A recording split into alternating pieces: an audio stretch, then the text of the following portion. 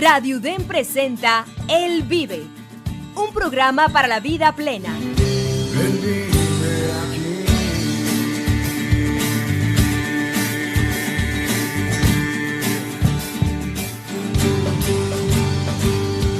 Al aire.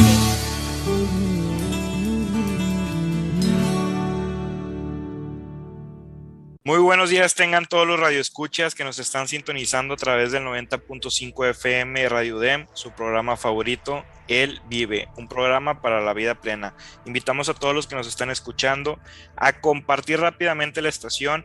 De igual manera, este programa que se escucha a través de muchas plataformas para poder seguir transmitiendo estos mensajes que Dios nos da a través de estas personas tan valientes y dedicadas en el Señor que nos acompañan siempre, sábado tras sábado, programa tras programa, como invitados por parte de Dios. Pero antes que nada, me acompaña el día de hoy mi compañera. Muy buenos días, Dani Parga, por aquí, un sábado muy bendecido nuevamente con ustedes, dedicándole este espacio a nuestro Señor. Entonces, los invitamos a que pongan mucha atención, disfruten este momento, este tiempo que tenemos para todos ustedes, y pues nos compartan, pongan atención y lo disfruten.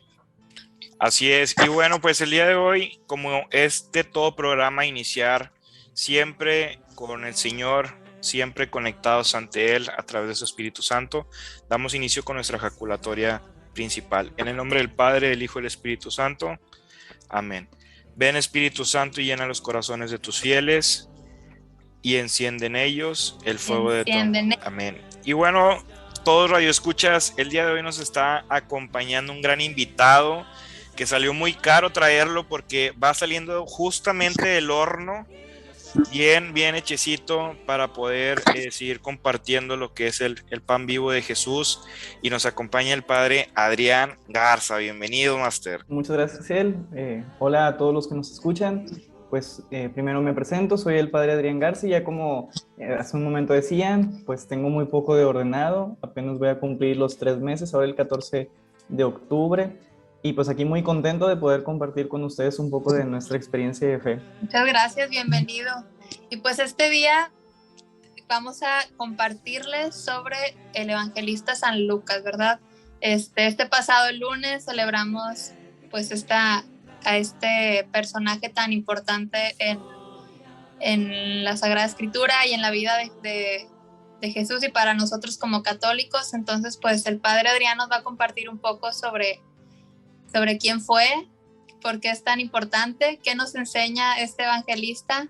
Entonces pues adelante, padre, tiene micrófono libre, abierto, para que nos comparta sobre esto. Excelente, muchas gracias. Bueno, ahorita que me presenté, no se me pasaba a decir, estoy de vicario en la parroquia de la Santa Cruz, ahí donde me pueden encontrar, ahí cualquier cosa, ahí también estamos para servirles.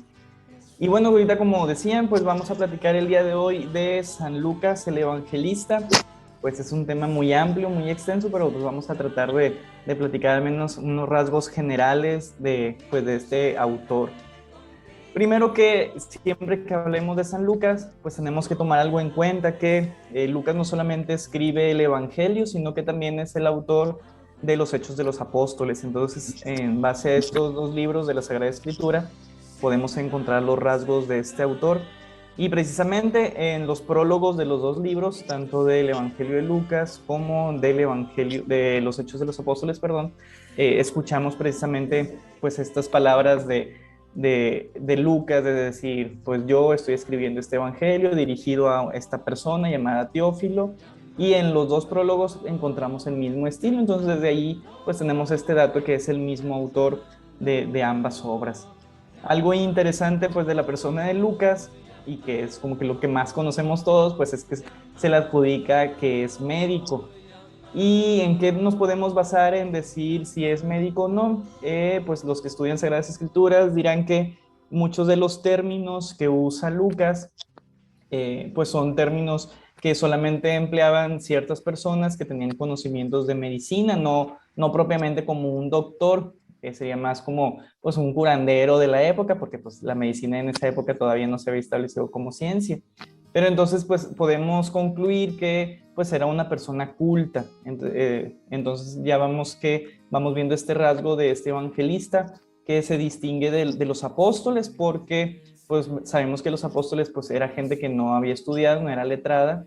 En cambio Lucas sí estudió, sí tenía conocimiento de la cultura, y eso también lo podemos descubrir en la forma en la que va escribiendo. Otro dato también interesante que nos podemos preguntar es por qué tenemos el evangelio de alguien que no es un apóstol. Es decir, pues tenemos el evangelio de Mateo, de Marcos, de Juan, pues todos, bueno, Marcos no, de Mateo y de Juan, de todos estuvieron con el Señor. De Marcos decimos que pues él estuvo cerca de Pedro. Entonces, pues bueno, Lucas, ¿qué podemos decir? Y pues sí, es verdad, Lucas no es alguien que haya conocido en vida a Jesús, muy difícilmente. Pues existen las probabilidades, puede ser que se lo haya encontrado o lo haya conocido, pero al menos no fue un seguidor de él, no fue uno de los 12 apóstoles. Pero lo que sí podemos encontrar en la Sagrada Escritura, en diferentes textos, es que él fue uno de los compañeros de Pablo.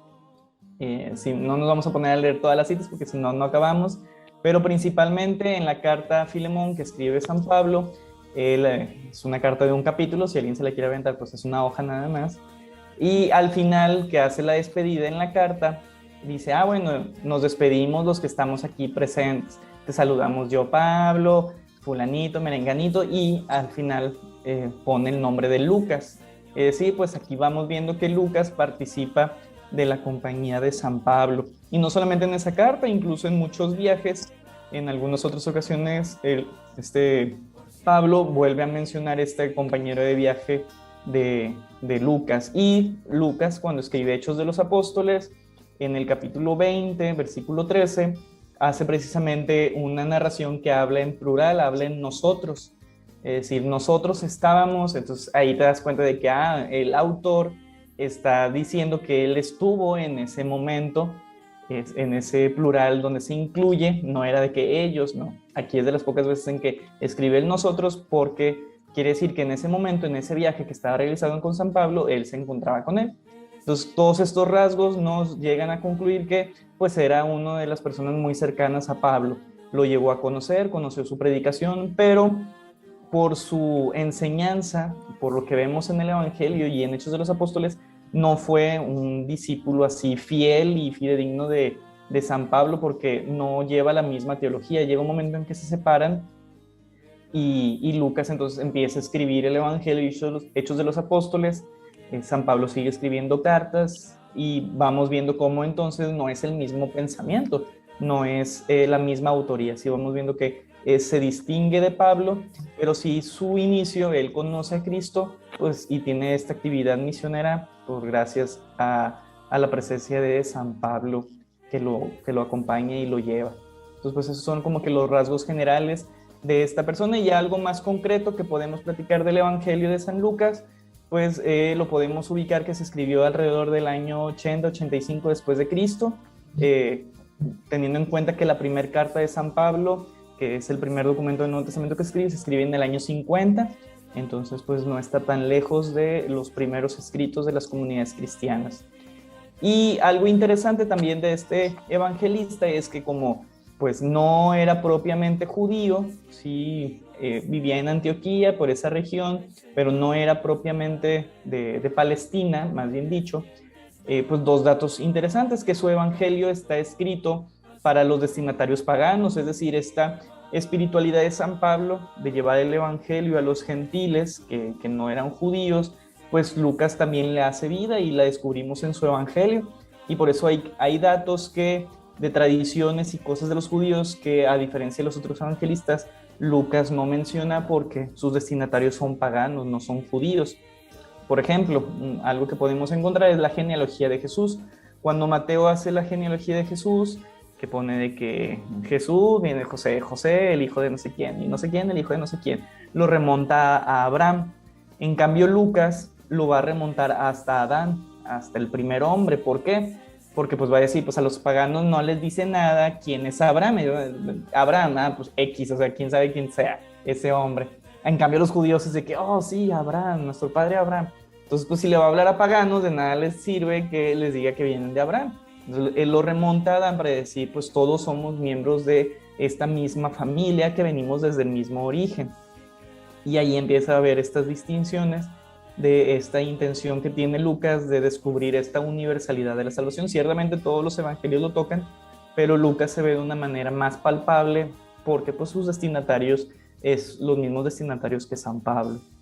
No sé si ahorita quieren preguntar algo. Claro, fíjate ahorita, padre Adrián, que comentas muchos mitos que uno tenía, güey. Yo creo que muchos de los que nos están escuchando, ¿por qué? O sea, San Lucas como apóstol y San Lucas como apóstol, bueno, ahí es donde ya se aclara que pues San Lucas no fue apóstol, ¿verdad? O sea, fue un evangelista y todo, pero muchos, yo creo que los que vamos iniciando nos enfocamos a veces cuando te dicen, dime los 12 apóstoles, Mateo, Marcos, Juan, Lucas, y se nos va, pero esto es bueno mucho recalcar de dónde nace, cómo conllevaba en este caso su historia Lucas, en este caso el evangelista. Pero yo tengo una pregunta y tengo una duda. ¿Por qué un toro? ¿Por qué un toro simboliza a Lucas?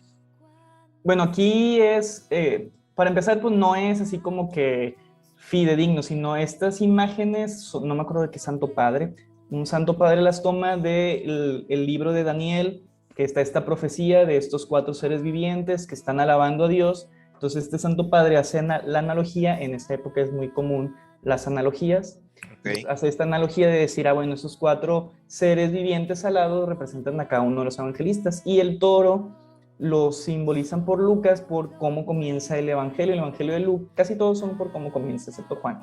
Pero bueno, el evangelio de Lucas comienza con Zacarías, es decir, viene, bueno, ya dijimos que tiene este prólogo. Quitando el prólogo a un lado, empieza ya propiamente el contenido con el pasaje de Zacarías, de este mensaje que tiene Dios por parte del arcángel a Zacarías, de que su esposa va a concebir y que no le cree, etc. Entonces se da en un ambiente ritual, pues este animal representa los animales rituales de los sacrificios, es decir, una de las actividades principales de Lucas va a ser poner a Jerusalén en el centro.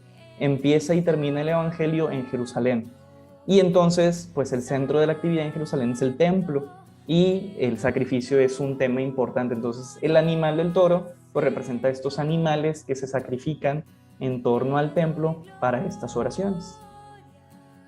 Entonces, por allá va. Sí, muy bueno, ¿no? Y eso yo había leído un poco de lo que comentas, de que por lo mismo que comienza con Zacarías, con la visión de Zacarías en el templo, ahí es donde se remontaba también un poco más sobre la historia de el por qué un toro. Digo, hay mucha información que la pueden encontrar también en catholic.com, catholic.net, discúlpenme a todos los radioescuchas, y es una de las cuestiones que también uno se pregunta, porque hay muchos templos en donde ponen a los evangelistas con, en este caso, con un símbolo o digamos un animal representado, ¿verdad? Exactamente. Otra de las cosas, padre, ¿por qué mencionan mucho que el Evangelio de San Lucas habla mucho de María? Sí, a diferencia de los otros evangelistas, pues ninguno toca el tema de María. ¿Por qué? Porque pues el Evangelio es Cristo, es decir, lo que les importa es Cristo. Pero desde el prólogo, si quieren, eso sí lo voy a leer, porque eso sí nos ayuda a entender un poquito ahí la intención. En el prólogo, es decir, en el capítulo 1, del versículo 1 al 4, voy a hacer la lectura. Puesto que muchos han intentado narrar ordenadamente las cosas que se han verificado entre nosotros, tal como nos las han transmitido los que desde el principio fueron testigos oculares y servidores de la palabra, he decidido yo también, después de haber investigado diligentemente todo desde los orígenes, escribírtelo por su orden, ilustre Teófilo, para que conozcas la solidez de las enseñanzas que has recibido. Palabra del Señor, gloria a ti, Señor Jesús. Aquí en este prólogo encontramos la intención de San Lucas, de decir, él escribe algo que él mismo dice, pues ya han escrito cosas, pero lo que yo voy a hacer es intentar ponerlos en orden. Yo voy a narrar todas estas situaciones que he investigado, he descubierto, me he dado la tarea de de poner un poco una narración, una cronología para descubrir esta solidez de la enseñanza. Entonces lo que hace Lucas es, pues va investigando lo que hicieron ya, mucho de lo que escribe Marcos lo toma Lucas, va escuchando los relatos de los demás. Hay ciertas hipótesis de que va y tiene un encuentro con la Virgen María, y si no es directamente con ella, pues sí con personas cercanas a ella, y va haciendo pues esta construcción del relato, porque dice Lucas, bueno, no solo, como desde el principio lo escribe alrededor del año 80, el primer evangelio que se escribe es Marcos, es decir, ya el evangelio de Marcos empieza a circular, lo llega a conocer Lucas, y dice, bueno, vamos a investigar un poquito más para atrás. Entonces se va dando esta tarea de poner a la Virgen María, encontrar su papel también en la historia de la salvación, y asimismo va haciendo en la iglesia va caminando, va evolucionando, y va poniendo un lugar importante a la Virgen María. En los primeros años de la iglesia no, es hasta que empieza este segundo siglo de la iglesia, donde ya a María se le venera como la Theotokos, la Madre de Dios, y es precisamente por toda esta fuerza que va trayendo las comunidades, y que por eso Lucas se da la tarea de investigar, y por eso es que San Lucas se da la importancia de hablar un poco de la Virgen María. Incluso hay una pintura de San Lucas pintando a la Virgen María. Dicen que hay este mito de que San Lucas es el primero que la pinta, pero es más este símbolo de decir, pues Lucas en esto que está pintando es el primero que da estos rasgos de la Virgen María. La pinta en el sentido de que escribe de ella, y sabemos mucho de la Virgen María gracias a este evangelista que se dio esta tarea de investigar toda esta información. Qué interesante eso. Padre, yo tengo una pregunta, no sé si está relacionado también con eso. Yo por ahí leí que el Evangelio de San Lucas lo llamaban el Evangelio de la Misericordia. Sí, ¿Usted exactamente. me puede decir, no? Y no sé si nos pueda platicar un poquito de por qué se le llama así. Sí, precisamente como ahorita veíamos en el prólogo, Lucas tiene toda una intención de escribir ordenadamente, no en sentido cronológico, pero sí tiene una intención narrativa. Cuando leemos el Evangelio de Lucas, podemos leerlo como si fuera una novela, en el sentido en el que tiene un inicio, un prólogo, un inicio, una conclusión, como les digo, va muy bien construido. Entonces, en esta misma construcción del Evangelio, vemos que Lucas tiene 24 capítulos, es decir, en el capítulo 12 estaría en la mitad, y precisamente hace eso Lucas. Entre el capítulo 9 y el 19, él hace la fuerza de su Evangelio, esta novedad que Lucas hace, y precisamente a la mitad, que es el capítulo 15, presenta las parábolas de la misericordia. Entonces aquí vemos toda esta intención de este evangelista de colocar en el centro pues la misericordia, que en 3 parábolas empieza a dar estos rasgos del rostro de Dios, que es la oveja perdida, la moneda perdida y lo que conocemos como el hijo pródigo. Entonces estos 3 relatos de este mismo capítulo hablan de este mismo tema de la misericordia, y que incluso pues la parábola del hijo pródigo pues es una de las parábolas pues que más significado, más sentido, más humano nos puede llevar a ser el mensaje de Dios, que descubrimos pues este rostro del Padre que siempre nos espera con los brazos abiertos, que incluso muchos estudiosos de la Biblia dicen que no se debería llamar el hijo pródigo, que se debería llamar el Padre misericordioso, que sería el nombre que le daría más sentido a esta parábola, que al final pues es el rostro de la misericordia de Dios, y por eso Lucas se le considera como el Evangelio de la Misericordia, no solamente por esta temática. También encontramos en el capítulo 11, 10, el buen samaritano. Vamos encontrando también otros relatos que hablan mucho de la misericordia, pero lo importante es que esta intención de Lucas de escribirlo en orden y colocar precisamente a la mitad de este relato del 9 al 19, más o menos en el capítulo 15, la misericordia, pues nos habla que el corazón del Evangelio es la misericordia, que es el corazón de Dios. Al final nos dice, el corazón de Dios es misericordia, y nosotros entramos a esta misericordia de Dios siendo misericordiosos. Interesante. Me da mucho la atención lo que dice de la parábola del hijo pródigo, que por qué no lo llaman el Padre misericordioso. Pero yo creo que también, igual, a lo mejor una razón es porque nos identificamos más nosotros como el hijo, ¿no? O sea, sabemos que nuestro Padre Dios siempre va a ser misericordioso con nosotros, pero la forma de verlo como el hijo pródigo es como la historia sobre el hijo, es la historia sobre nosotros, que siempre que regresemos pues Dios, nuestro Padre nos va a estar esperando, ¿verdad? Qué bonito. Sí, al final el título del hijo pródigo se ha quedado por eso, porque es más fácil que nosotros nos identifiquemos con el hijo, pero sin olvidar que pues al final el personaje principal es el padre que siempre nos recibe a todos los hijos. Ahorita comentaste algo muy bueno y no sé si pudieses compartir un poquito más sobre eso, de la misericordia en el corazón, o el corazón es más, algo así comentaste, padre, ¿lo podrías repetir? Sí, o sea, desde la construcción, el corazón del evangelio es la misericordia. Entonces, sí, el centro del evangelio es la misericordia. Y este mensaje de Lucas de decirnos, pues, es el corazón de Dios es misericordia.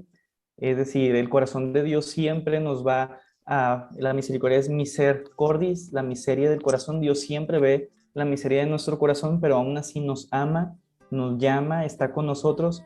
Y entonces, pues San Lucas, desde esta teología, nos invita a entrar en la misericordia, a descubrir que en la misericordia de Dios, cuando nosotros somos misericordiosos, estamos en el corazón de Dios.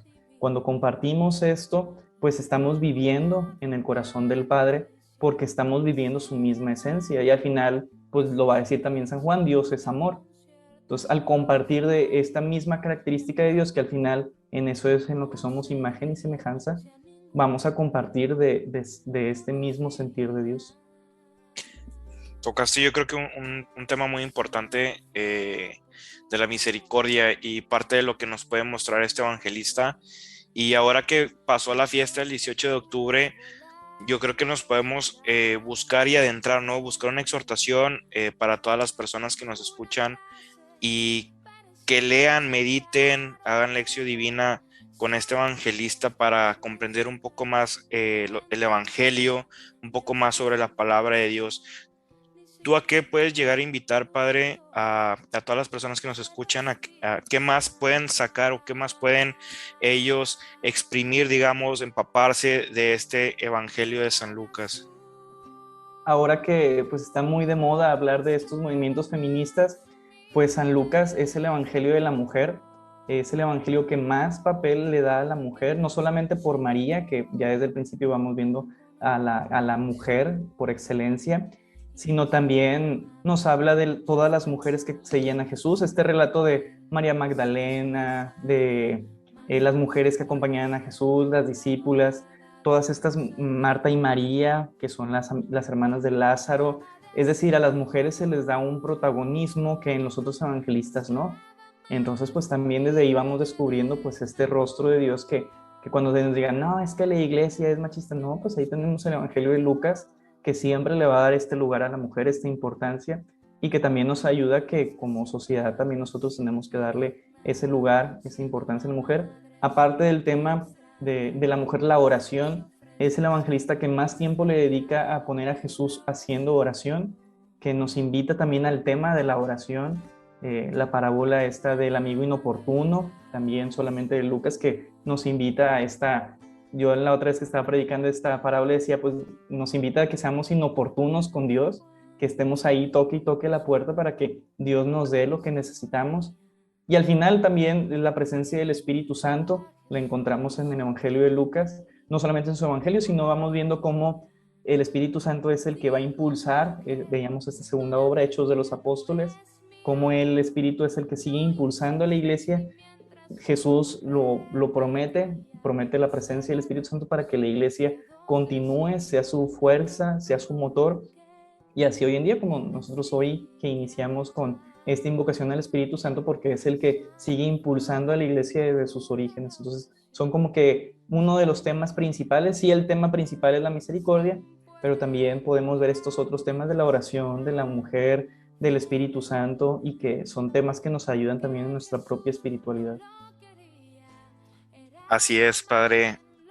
Se nos termina nuestro programa. Quisiéramos seguir compartiendo más a detalle sobre este evangelista, sobre este santo, y pues qué buena invitación hacer ver lo que es este evangelista, lo que podemos encontrar en él. Y si hay personas que están interesadas también en buscar información sobre San Lucas, hay libros, principalmente está la palabra de Dios, pero pues hay libros donde en algunas plataformas totalmente acreditadas, verídicas, se pueda estar comprendiendo un poco más sobre este evangelista. Te agradecemos, Padre Adrián, por habernos acompañado el día de hoy, por sobre todo compartir más de estos mensajes, que a todos los que nos escuchan, pues damos gracias a Dios, porque hay mucho fruto en muchas personas a través de este programa, y parte de lo que se platicó, yo creo que se sembró una semilla para que en algún momento pues pueda dar muchos frutos sobre toda esta información que nos compartiste. Muchas gracias, Padre. No, un gusto, y pues ahí seguir profundizando en la palabra de Dios, que es la forma directa en que podemos conocer el corazón de Dios. Amén, así sea. Bueno, despedimos a todos. No se olviden de escucharnos a través de Spotify, Apple Podcast y de todas las plataformas que tenemos activas, como YouTube también. Nos escuchamos a través del 90.5 FM, su programa favorito, El Vive. Mi nombre es Jaciel Abundis. Dani Parga. Y el Padre Adrián Garza. Y recuerden que Él vive. Él vive aquí. Él vive aquí. Hasta aquí tu programa, Él vive. Te esperamos en la próxima emisión en Radio UDEM.